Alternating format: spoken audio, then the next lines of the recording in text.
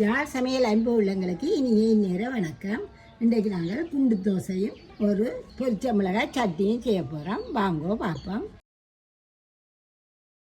இது சட்னிக்கு தேவையான சாமான்கள்: செத்தல் மிளகாய், தேங்காய் பூ, உள்ளி, உப்பு, புளி, வெங்காயம், கருவேப்பிலை, இவ்வளவும் சட்னிக்கு தேவை. இங்கே ரவை, உளுந்து, வெங்காயம், சீரகம், கடுகு, செத்தல் மிளகாய், உள்ளி, கருவேப்பிலை, உப்பு, இதோட நல்லெண்ணெயும் வேணும். வாங்கோ எப்படி செய்யலான்னு பார்ப்போம். இப்போ நாங்கள் முதல்ல ரவ்வையாக அவிய போடுவோம். நாங்கள் குண்டு தோசைக்கு ரவை தான், இட்லிக்கும் ஏற்கனவே பார்த்துருப்பீங்க, ரவை போட்டு தான் செய்தாங்க. இந்த இவ்வளவு தான் இந்த பனியால் இந்த உளுந்து போட்டு நான் இதே அளவு 2 போட போகிறேன். அவிக்கிறதுக்கு ரவை பாருங்க, இந்தளவு குறைவு, ஒரு சுண்டுக்கு இந்தளவு குறைவு உளுந்து.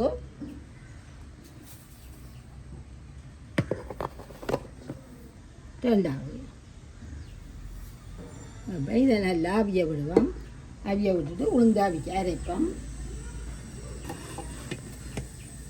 இதுக்குள்ள 3/4 பனி உளுந்து, 2 மேசக்கரண்டி சாப்பிட்ற நான் எங்கட கைக்கு அரிசி போடணும். நீங்கள் எந்த சாப்பாட்டு அரிசியும் போடுங்க.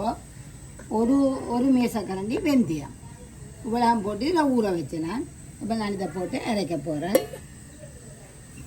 வழக்கமாக நாங்கள் இட்லிக்கு அரைக்கிற மாதிரி அதே தான் இதுவும் இட்லிக்கு நான் இதே மாதிரி தான் இட்லிக்கும் அரைச்சேன். நான் அநேகமாக கோதுவோட தான் நான் எடுக்கிறேன். இன்றைக்கு இது கொஞ்சம் இருந்தபடியாக அதை போட்டு நான் கோதுல தான் நாங்கள் நாங்கள் உளுந்து.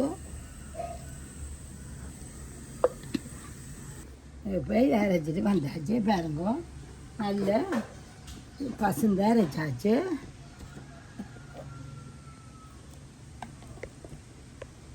இப்போ இதை இறக்குவோம்.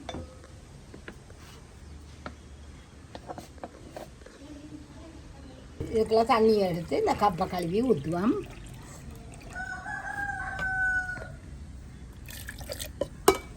இதுக்குள்ள ரவையும் போடுற வழியாக நீங்கள் கொஞ்சம் கூடுனாலும் பரவாயில்லை. தண்ணி 2-3 தண்ணியில் கழுவி விடலாம்.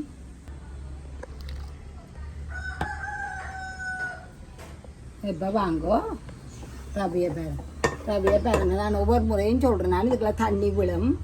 நல்ல இந்த தண்ணி விழுந்துச்சுன்னா நல்லா அவிஞ்சிட்டுது. குத்தி பார்த்தீங்கன்னா கை கொஞ்சம் போக பஞ்சிப்படும், தண்ணி விழும். இது மட்டும் அவிச்சுங்கடா காணும். இதுக்கு நாங்கள் நேரம் சொல்லிடலாது எவ்வளோ நேரம் வந்து பாடு பண்ணி பாட்டுவோம். நீங்கள் நல்லா புகை வேற திறந்து பார்த்தீங்கன்னா தண்ணி விழுந்துருந்துச்சேன்டா அவிஞ்சிட்டுது. இப்போ இதை இறக்கி வச்சுட்டு அப்படியே இதில் போட்டு கொஞ்சம் ஆற விடுவோம்.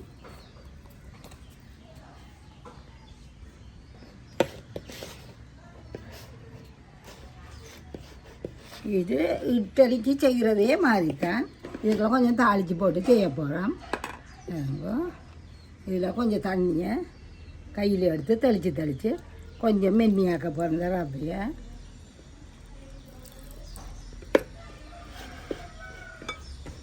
இது நீங்கள் கொஞ்சம் தண்ணி விட்டாலும் களியாக போகாது என்று நாங்கள் அவிச்சிட்டோம். இது ஒரு 5 நிமிஷம் மூடி வைப்போம். இந்த ரவையை நான் இந்த அரைச்ச உளுந்துக்குள்ளே போட போகிறேன். இதை நல்லா அடித்து கலந்து நீங்கள் 8 மணி நேரத்துக்கு கிட்ட வழக்கமாக தோசையல் இட்டலியல் புளிக்க வைக்கிற மாதிரி புளிக்க வைப்போம். குறைஞ்சது 6 மணி நேரத்துக்கு மேலே நீங்கள் இதை புளிக்க வைக்கணும். நீங்கள் இவ்வளோத்துக்கு புளிக்க வைக்கிறீங்க. இதோட நாங்கள் உப்பு போட போகிறோம். உப்பை போடுறேன். நல்லா புளிச்சு தண்டாதான் உங்களுக்கு பொங்கி வடிவாக வரும். நல்லா இது களியாக போகாது, அவிச்ச வடிவாக குழையுங்கோ. நல்லா குழைச்சி இந்த ஊற்றுற பதம் எடுத்து மூடி வையுங்கோ. இப்போ கரண்டியால் அள்ளி ஊற்றுனீங்கன்னா ஊற்றுப்படணும் பாருங்கோ. இப்போ தண்ணியை விட்டு ஒரு வடிவாக கிளப்போம். இந்த ஊற்றுற பதம் எடுக்கணும். இதே தான் இட்லிக்கும் நீங்கள் இதே மாதிரி செய்யுங்கோ. உங்களுக்கு இட்லி வரும். நாங்கள் ஏற்கனவே இட்லி போட்டிருக்கிறேன் பாருங்கோ. 6 மணி நேரத்துக்கு உங்களுக்கு புளிக்க வைக்க நேரம் இல்லாட்டி இளநி தண்ணி விட்டிங்கன்னா இன்னும் கொஞ்சம் வேகமாக புளிக்கும். வடிவாக்க அரைச்சி நல்லா அடித்து பாருங்கோ எடுத்து நீங்கள் ஊற்றிக்கல ஊற்றணும். அப்படி உங்களுக்கு இப்போ இறுகிச்சுன்னு சொன்னால் இப்போ இது நீங்கள் பார்க்குற ஒரு 2-3 மணி நேரத்துக்கு பிறகு ஒரு திருப்பி எடுத்து பாருங்கோ, பார்த்துட்டு கொஞ்சம் தண்ணி விட்டு கலந்து வையுங்கோ. இப்படி ஊற்றிடணும் கரண்டியாக. இதுதான் பதம். இப்போ நாங்கள் இப்படியே இதை கொண்டே மூடி வைப்போம். இது சின்ன சின்ன கட்டிகள் இருந்தாலும் கையில் வச்சு அமர்த்தி விட வேறுங்கோ, அது அப்படியே போயிடும். எல்லாம் வடிவாக இதண்ணுங்கோ. இதை இப்படியே எடுத்து மூடிக்கொண்டே வைப்போம். அடுப்பில் வெங்காயத்தை இதாண்டி தாளிக்க போட்டுட்டு மாவை பார்ப்போம். கொஞ்சம் நல்லெண்ணெய் விடுவோம். இதில் சம்பளுக்கும் இதுலேயே ஆயத்தப்படுத்தி போட்டு நாங்கள் இந்த சம்பல்ண்ட இதெல்லாம் பொரிப்போம்.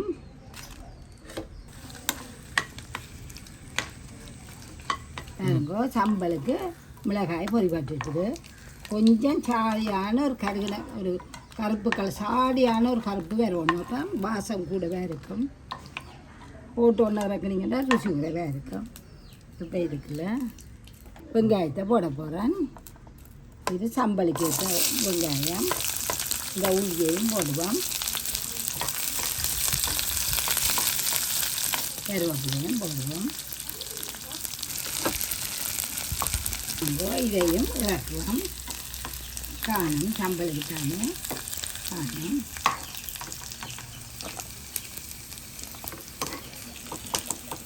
சரி, நாங்கள் இந்த எண்ணெய்க்குள்ளேயே கடுகு போட போகிறேன்.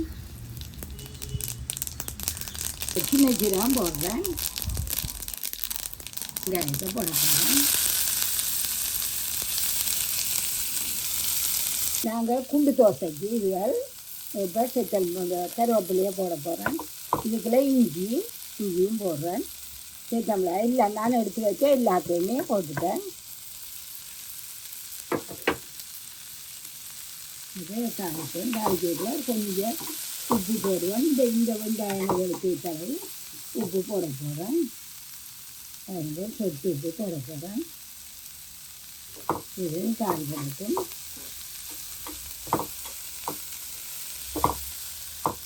நாங்கள் இதை வறுத்த எல்லாத்தையும் ஒன்றா போடுவோம். சித்தமிளகை வெங்காயம் இதை தேங்காய் அரைச்சி போடுவோம். புளி, உப்பு, இந்த கருவேப்பிலைகளை போடுவோம். இது ஒரு சுற்றி போட்டு தேங்காய் பூவை போடுவோம். அப்புறம் சுற்றியாச்சு.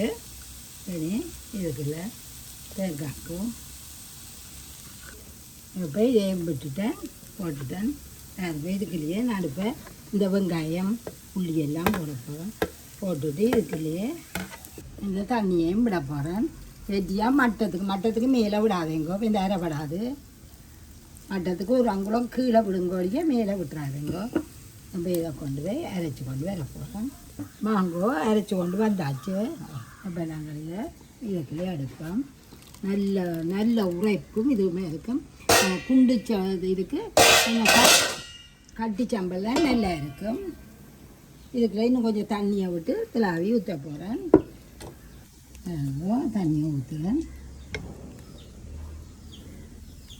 இதை நல்லா கலந்துட்டு எடுத்து மூடி வைப்போம். இது நாங்கள் எல்லாம் பொரிச்சு செய்த வரைக்கும் தாளிக்க தேவையில்லை. விரும்பினா தாளிச்சும் போடுங்க. இன்னும் கொஞ்சம் ருசி கூடவாக தான் இருக்கும்.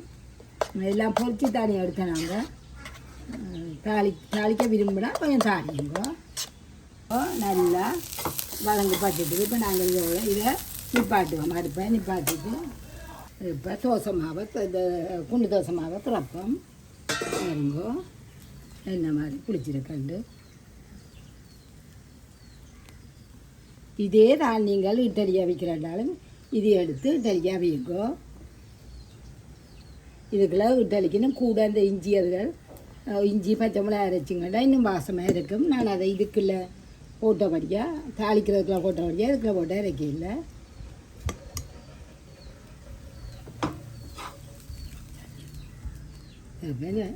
தாளிச்சாவளத்தையும் போட்டு கலக்குவோம். நல்லா கலந்து விடுங்கோ.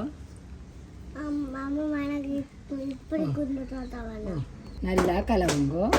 நாங்கள் குண்டு தோசை சட்டியை வச்சு சுடுவோம். அடுப்பை மூட்டுவோம். எண்ணெயை விட போகிறோம். கொஞ்சம் கொஞ்சம் எண்ணெயை விடுங்கோ. ஒவ்வொரு கலஞ்சி எண்ணெயை கிட்ட விடுங்கோ. நாங்கள் பாவிக்கிற நல்லெண்ணெயை விடுறோம். பொடியளவு புள்ளியலுக்கு நல்லெண்ணெயை விடுங்கோ. இது கொதிக்கட்டும். இப்போ நாங்கள் முதல் நடுவில் விடாதேங்கோ. சுற்றி வேற விட்டுட்டு இது சூடு கூடாண்டபடியாக கதியாக கருங்கப்பாக்கம் சுற்றி வேற விட்டுட்டு கடைசியாக நடுவில் விடுவோம்.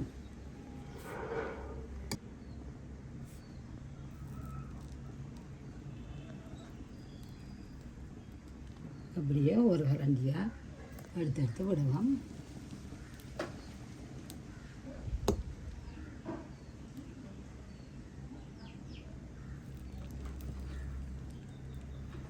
அப்படியே காணாதளுக்கு கொஞ்சம் பார்த்து விடுங்கோ.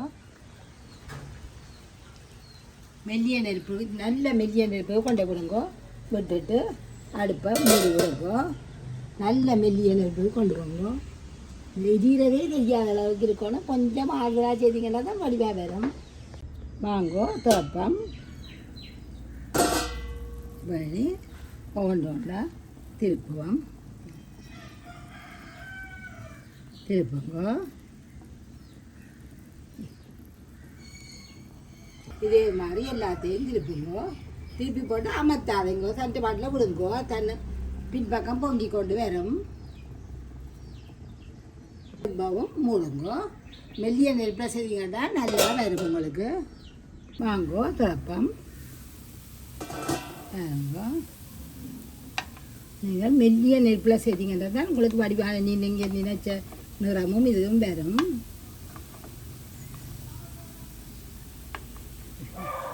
இறக்குவாங்க.